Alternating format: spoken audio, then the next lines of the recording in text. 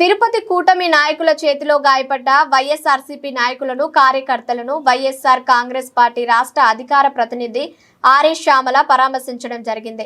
ఈ సందర్భంగా శ్యామల మాట్లాడుతూ తిరుపతిలో బీఆర్ నాయుడు లీలల ఉదంతంపై బీఆర్ నాయుడు బస చేసిన హోటల్ దగ్గర శాంతియుత నిరసన చేపట్టిన తిరుపతి వైఎస్ఆర్సీపీ మహిళా నాయకులు కార్యకర్తలపై భౌతిక దాడులు చేయడం సిగ్గుచేటు అని ధ్వజమెత్తారు. అంతేకాకుండా అక్రమంగా ఎస్సీ ఎస్టీ కేసులు పెట్టి జైలుకు పంపించాలని కుట్ర పన్నారని, అయితే న్యాయస్థానంలో బెయిల్ మంజూరు చేశారని తెలిపారు. ఈ రోజున హిందూ సమాజం అంతా తలదించుకునేలా ఒక గౌరవమైన పదవిలో ఉంటూ కూడా ఆయన చేసినటువంటి పనులు, ఆయన ప్రవర్తించినటువంటి తీరు ఎప్పుడైతే సోషల్ మీడియా వేదికగా కావచ్చు, మీడియా పరంగా కావచ్చు బయటకు వచ్చి అందరికీ తెలిసిందో అప్పటి నుంచి ఇంత గౌరవమైన పదవిలో ఉండి ఇవా ఈయన చేసే పనులు, ఇదా ఈయన వ్యవహరించే తీరు అనుకుంటూ ఈ రోజున హిందూ సమాజం అంతా తలదించుకునేటువంటి పరిస్థితిలో ఉంది.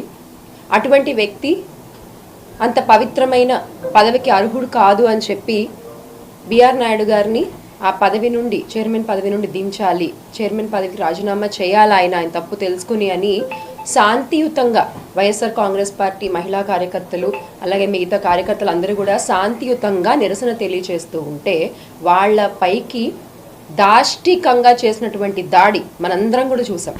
ఇప్పుడున్న అక్క వాళ్ళందరూ కూడా ఇక్కడే ఉన్నారు. వీళ్ళందరినీ కూడా మీద పడి రక్కేసి రక్తం వచ్చేలాగా మొహాల మీద అలాగే కొట్టి దాడులు చేసి, ఇక్కడ ఇంతకీ విషయం ఏమిటంటే బాధితుల్ని తీసుకెళ్లి అరెస్ట్ చేశారు. పోలీసుల కళ్ళ ముందే ఇదంతా జరిగింది, పోలీసులు చూస్తూనే ఉన్నారు జరిగిన దాడినంతా కూడా. కానీ వాళ్ళని కాపాడి బాధితుల్ని తీసుకెళ్లి అరెస్ట్ చేసి మహిళలని కూడా చూడకుండా సాయంత్రం 6 గంటల తర్వాత కూడా వాళ్ళని స్టేషన్లో ఉంచి మీరు ఏం చెప్పాలనుకుంటున్నారు? ఇదా మీరు వ్యవహరించే తీరు? మీకు తెలీదా ఈవినింగ్ 6 తర్వాత లాకప్లో సెల్లో ఉమెన్ని ఉంచకూడదు అన్న విషయం మీకు తెలీదా? అక్కడికి వీళ్ళు చెప్తూనే ఉన్నారు 6 తర్వాత ఉంచకూడదు కాదన్నా, మేము వెళ్తామన్నా, మమ్మల్ని పంపించండి అని అడుగుతుంటే కూడా ఒక్కళ్ళు రెస్పాండ్ అవ్వలేదు, స్టేషన్లో ఒక్కళ్ళు పట్టించుకోలేదు వీళ్ళ బాధని. ఇదా మీరు మహిళలతో వ్యవహరించే తీరు? మళ్ళీ తెల్లారు లేస్తే ఇంత పొడుగు ఉపన్యాసాలు చెప్తారు ఒక్కొక్కళ్ళు. నిజంగా బీఆర్ నాయుడు గారు ఆ పదవి స్వీకరించినప్పటి నుంచి, ఎందుకంటే నాకు ఆయన పేరు వెనకాల ఆ పదవి చెప్పడం కూడా ఇష్టం లేదు, అందుకే చెప్పట్లేదు. ఆ పదవి స్వీకరించినప్పటి నుంచి కూడా జరుగుతున్నటువంటి దారుణాలు మనం చూస్తూనే ఉన్నాం. ఎన్నో గోవులు చనిపోయాయి గోశాల్లో. దానికి ఆయనే బాధ్యులు. కొండపైన ఇష్టం వచ్చినట్టుగా మద్యం దొరుకుతోంది, కొండపైన ఇష్టం వచ్చినట్టుగా మాంసాహారం దొరుకుతోంది, దానికి ఆయనే బాధ్యులు. భక్తులు తొక్కేసులు అట్లా చనిపోతున్నారు, దానికి ఆయనే బాధ్యులు. సరైన కనీసం క్యూ లైన్లో ఉండే వాళ్ళకి మంచినీటి సదుపాయం కూడా లేదు.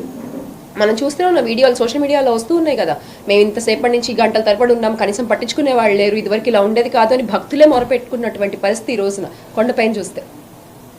మొన్నటికి మొన్న లడ్డు వ్యవహారం అంటూ ఎంత దుమారం లేపారు, అసలు ఎన్ని అబద్ధాలు ప్రచారం చేశారు.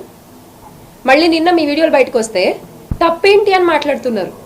ఎంత ఆశ్చర్యం అంటే తప్పేంటి అని మాట్లాడతారా మీరు? అంటే ఇదే ప్రశ్న రేపు పొద్దున మీడియా మిత్రులు కానీ ఎవరన్నా వెళ్ళి అడిగితే కూడా ఆయన ఇదే చెప్తారేమో. అవును, లడ్డూపై అబద్ధాలు చెప్పాం, తప్పేంటి? అవును, మహిళలపై మేము రక్తాలు వచ్చేలాగా కొట్టాం, తప్పేంటి? అవును, కొండపై మాంసాహారం దొరుకుతోంది, తప్పేంటి? మందు దొరుకుతోంది, తప్పేంటి? భక్తులు చనిపోతారు తొక్కిసలాట్లో, తప్పేంటి అని బీఆర్ నాయుడు గారు అడుగుతారేమో అన్ని. ఇలా కాదు కదండి మీరు సమాధానం చెప్పాల్సింది.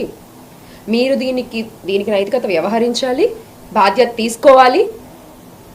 ఖచ్చితంగా మీరు చేసేటువంటి అన్యాయాలన్నీ కూడా భూమన కరుణాకర్ రెడ్డి గారి ఆధ్వర్యంలో, భూమన అమ్నయ్య గారి ఆధ్వర్యంలో ప్రతిరోజు కూడా మీరు మర్చిపోయినా మీరు చేసినటువంటి తప్పులు ఆ స్వామి వీళ్ళిద్దరి ద్వారా ప్రజలకు తెలియజేసేటువంటి కార్యక్రమం తీసుకున్నారు అని మా అందరికీ ఇప్పటికీ అర్థమైంది, భక్తులందరికీ ఇప్పుడే అర్థమైంది. ఎందుకంటే ఏ రోజైతే మీరు స్వామి ప్రసాదంలో వేలు పెట్టారో అప్పటి నుంచి మీ పతనం మొదలైంది. అది ఏ స్థాయికి మీరు పడిపోతారు అనేది 2029లో చూసుకుందాం. అప్పటి వరకు కూడా ఆ స్వామి ఆశీస్సులు, హిందూ మత పెద్దల ఆశీస్సులు, ప్రజల ఆశీస్సులు అన్నీ కూడా భూమన కరుణాకర్ రెడ్డి గారిపై, భూమన అమ్నయ్య గారిపై ఉంటాయి. ఇలాగే ఇంకా గట్టిగా పోరాటాలు చేస్తూనే ఉంటాం. తిరుపతి వేదికగా మీ తప్పుల్ని ప్రశ్నిస్తూనే ఉంటాము. ఖచ్చితంగా మళ్ళీ జగన్మోహన్ రెడ్డి గారు ముఖ్యమంత్రి అయ్యి అప్పుడు మీ తప్పులకి సరైన శిక్షలు మీకు వేస్తారు అని మరొకసారి మీకు గుర్తు చేస్తూ, జోహార్ YSR, make Andhra great again with Jagan అన్న. జై జగన్.